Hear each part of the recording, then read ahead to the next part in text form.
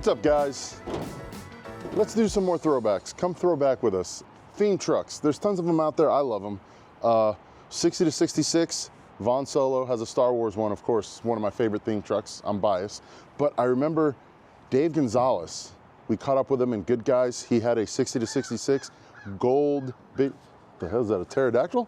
Gold beige truck, right up my palate. I love the browns, I love the tans. And it's called Fenced In.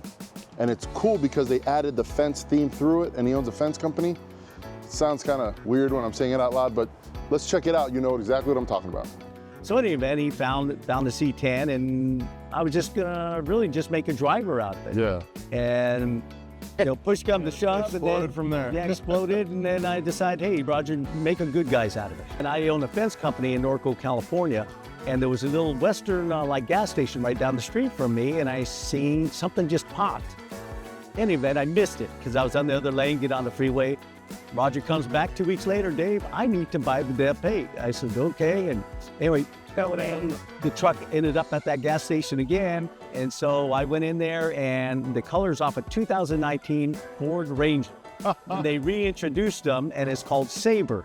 And that is the best. At a gas station, make a U-turn, pull over. That's it, yeah. I need a color match off your car. Who are you? Get away from me. Yeah, really. That is awesome. He's kind of standing off and shit. He said, we'll call it Fenced In. Obviously, I own a fence company. That's and perfect. He took it off from there. So you'll see a lot of subtle mods and detail and patterns with chain link. That makes sense. Yeah. Under the hood, you have it. Yes. Tailgate, it totally makes sense. Yeah.